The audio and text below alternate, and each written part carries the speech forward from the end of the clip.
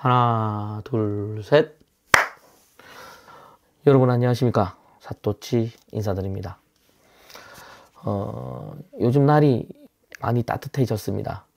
어디 여행 가기도 딱 좋은 날씨인 듯 합니다. 저도 겨울 날씨 눈치만 이리 보고 있다가 가족들이랑 가까운 곳에 여행을 가서 맛있는 것도 먹고 사람 구경도 하고 그리고 풍경도 구경하러 주말에 계획을 잡아봐야겠습니다. 그리고 어서 봄이 왔으면 좋겠습니다. 여러분 오늘은 세금계산서 및 카드 영수증 입력을 이제 다 마치고 부가가치세 납부 금액 때문에 예상치 못하게 사장님들과의 마찰이 일어난 경험을 해볼까 합니다. 그리고 그럴 때는 어떻게 하면 잘 마무리할 수 있는지에 대한 얘기도 해보겠습니다. 정말 이제 젖먹던 힘까지 다 해가지고 증빙 입력을 마무리하고 이제 거래처 사장님들과 통화를 이제 시도합니다. 아직 신입이고 계산하는데 시간이 걸려 납부 금액에 대한 얘기가 조금 늦어졌습니다.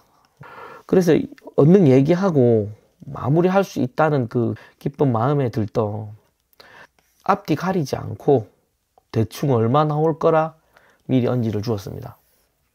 그런데 지금 생각해도 그 당시 나에게 화가 났던 게, 내 자신에게 화가 났던 게 확신이 서지 않으면 옆에 선배 누나들에게 물어보고 하면 될 것을 납부 금액을 빨리 얘기해 줘야겠다는 그 마음가짐에 대충 얼마 나올 거라고 미리 언지를 주었던 겁니다.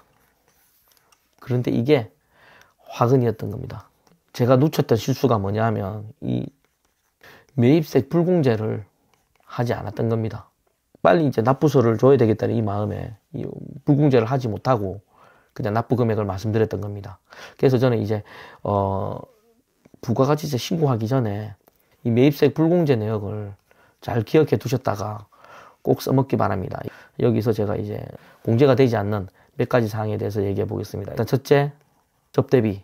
그리고 두 번째, 송영 승용차의 구입 및 유지 보수 비용. 그리고 세 번째, 사업자 등록 전 매입세액이 있습니다. 그 외에도 몇 가지 더 있지만 그래도 이 정도는 알고 부가세 신고를 하시면 도움이 많이 될 것입니다.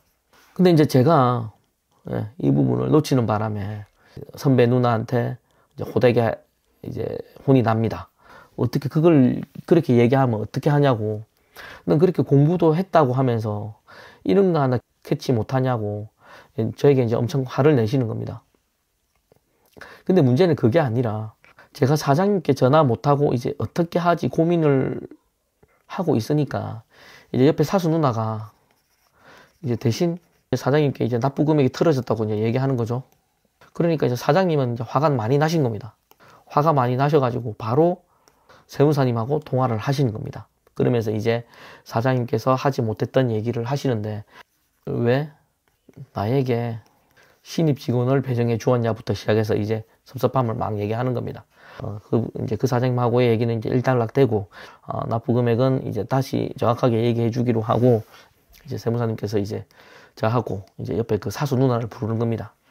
근데 이제 저에게 화를 내시지 않고 저보다 이제 위 사수 누나를 다 그치는데 정말 진짜 세무사님께도 미안했지만 어찌나 그 사수 누나한테 미안하던지 그리고 그때 심정은 정말 너무 내 자신에게 화가 나면서 너무 미안한 것이 어디 그 쥐구멍이라도 있으면 들어가 숨어버리고 싶었습니다. 지금 생각해봐도 좀 고마웠던 건 그렇게 화를 내셔도 그때뿐이지 이후에 담당자 교체는 하지 않으셨습니다. 저는 당연히 담당자 교체를 할 줄 알았는데 바꾸지 않으시고 끝까지 저를 믿고 가주셨던 게 너무 고마웠습니다. 그때 저희가 만약에 담당자를 교체가 있었다면 아마 상처를 받고 거기다가 자신감이 떨어진 상태에서 더 떨어져 가지고 대사를 엄청 깊게 고민하였을 것입니다.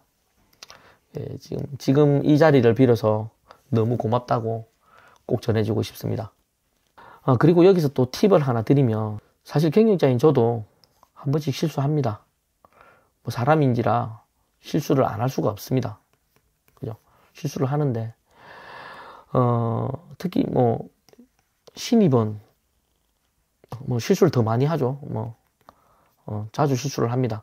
그런데 그때마다 일을 피하지 말고 잠시 고민해 보다가 바로 옆에 선배님에게 즉시 보고하는 겁니다. 그러면서 가만히 있지 말고 혹시나 세법으로 피해갈 수 있을지 한 번 더 찾아보시기 바랍니다. 물론 아무 생각도 나지 않을 겁니다. 뭐 지금 실수하고 이렇기 때문에 머릿속이 하얗고 뭐 그럴 건데, 그래도 이렇게 찾는 노력이라도 하면, 세법이라든지 뭔지 해가지고 해결하려고 하는 노력을 한다면 옆에 있는 사수 누나도 이 아이가 그래도 한다라고 생각을 할 것입니다. 그리고 그렇게 심하게 다그치지 않습니다. 왜냐하면 신입사원이기 때문입니다. 신입사원은 이렇게 실수를 하면서 다들 한 번씩 겪는 성장통이고, 선배들도 다 겪은 경험이기 때문에 막 너무 많이 다그치거나 그러진 않습니다. 그리고 혹시 실수하였다면 내가 아직 신입이라고 그렇다고 당당하게 얘기하셔도 됩니다. 물론 진심에서 우러나오는 마음가짐으로 정말 미안하다고 말씀해 주십시오. 그리고 제가 더 신경 써서 다음 신고 때는 절대 놓치지 않고 잘 대처해 나가겠다라고 분명히 얘기해 주시면, 그렇죠, 사장님들도 다 이해해 주십니다. 그런데 하나 기억할 것은 절대 2번 실수는 하지 말라는 겁니다.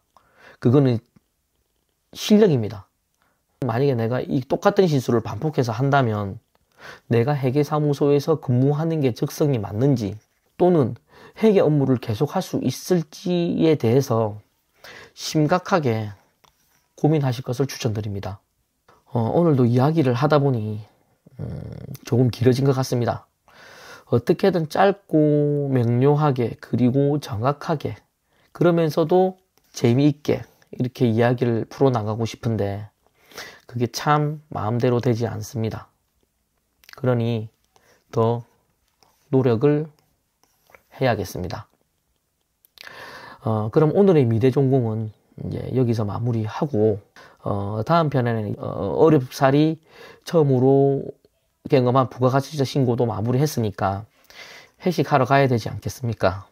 이 사토찌가 처음으로 사회생활을 하면서 참석한 회식 자리에 대해서, 그 경험에 대한 에피소드를 잘 버무려서 올려보겠으니 다음 편도 많은 시청 부탁드립니다. 그럼 저는 다음에 인사드리도록 하고요. 끝까지 들어주셔서 감사합니다. 좋아요, 구독 부탁드립니다. 그럼 굿밤 보내시기 바랍니다. 빠이염.